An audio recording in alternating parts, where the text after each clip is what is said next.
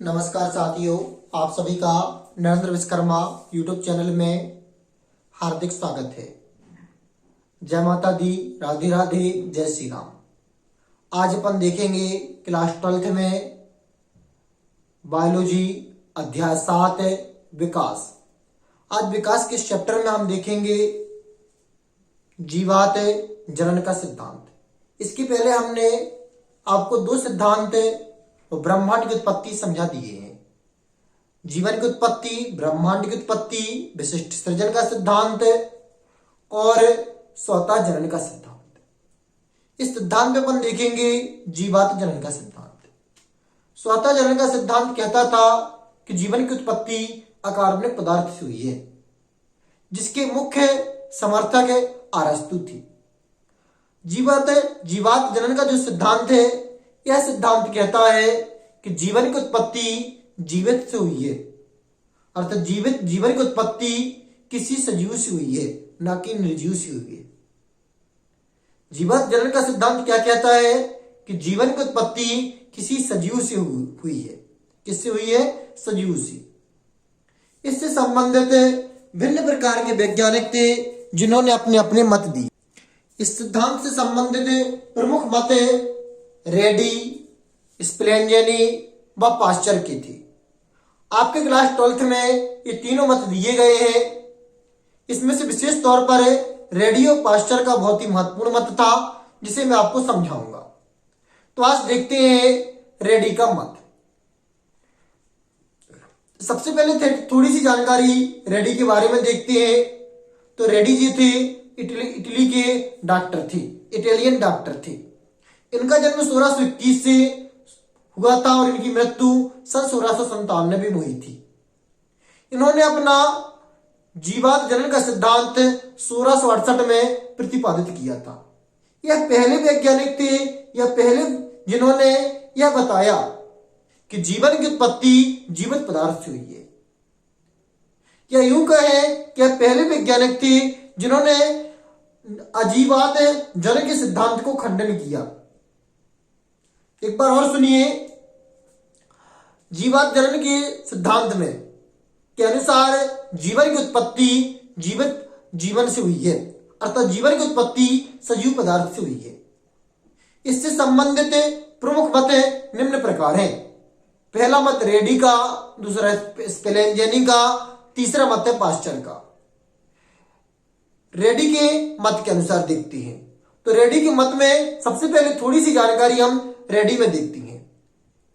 तो रेडी जो थी यह इटली के डॉक्टर थी, अर्थात इटालियन डॉक्टर थी। इनका पूरा नाम फ्रांसिस्को रेडी था। इनका पूरा नाम क्या था?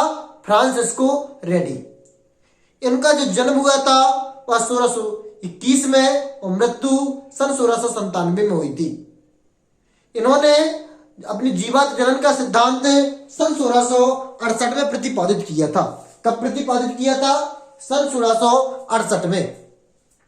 इन्होंने अपने मत में कुछ प्रयोग किए थे और प्रयोगों के आधार पर इन्होंने बताया था।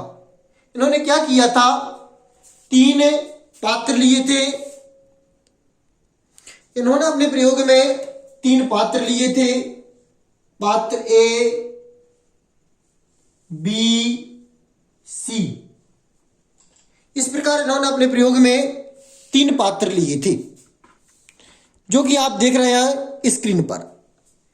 इन पात्रों में ये आपका पात्र ए है, ये बी है और ये सी है। इन पात्रों में इन्होंने क्रमशः मांस के टुकड़े रख दिए। क्या रख दिए? मांस के टुकड़े।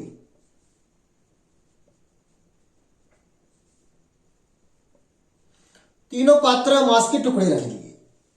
पात्र ए और बी को ढक दिया, पर्चीमेंट पेपर से बांध दिया, कवर कर दिया और पात्र सी को खुला छोड़ दिया। कुछ समय बाद देखा कि मक्खी आई है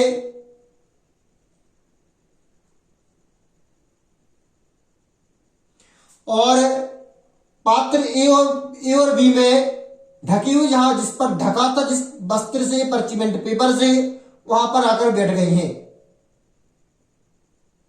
किंतु पात्र सी में मक्खी कहां पर बैठ गई, आकर मांस के टुकड़े पर। कहां पर आकर बैठ गई है मक्खियां, मांस के टुकड़े पर।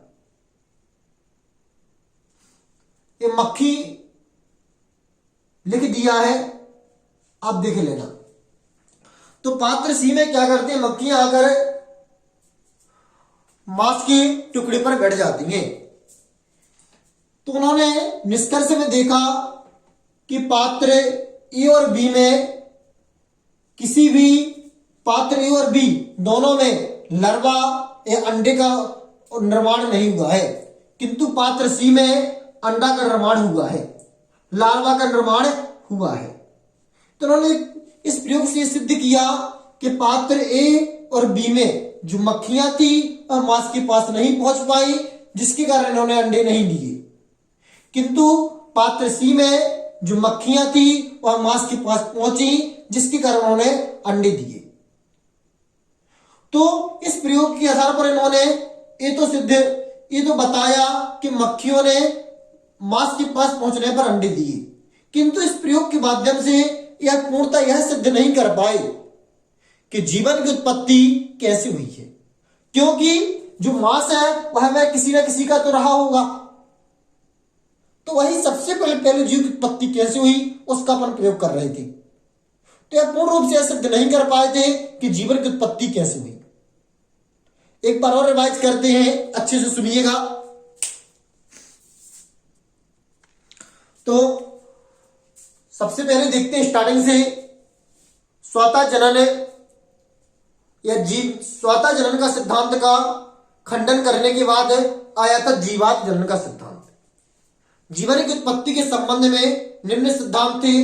पहला सिद्धांत विशिष्ट सृजन का सिद्धांत, जो मैं बता चुका हूं, जिसकी लिंक ऊपर आई बटन पर दी गई है। दूसरा सिद्धांत था आजीवात जनन का सिद्धांत। इस सिद्धांत के अनुसार जीवन की उत्पत्ति निर्जीव वस्तुओं से हुई है। तीसरा सिद्धांत है आपका जीवात जनन का सिद्धांत। यह कौन सा सिद्धांत है, जीवात जनन। इस सिद्धांत से संबंधित भिन्न प्रकार के मत मिले। पहला मत मिला रेडी, दूसरा स्प्लेंजेनी, तीसरा पाश्चर। आपके तीनों मत क्लास 12 की किताब में एनसीईआरटी में दिए गए हैं।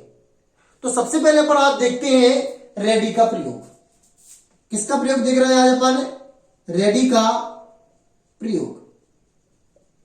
यह रेडी का मत।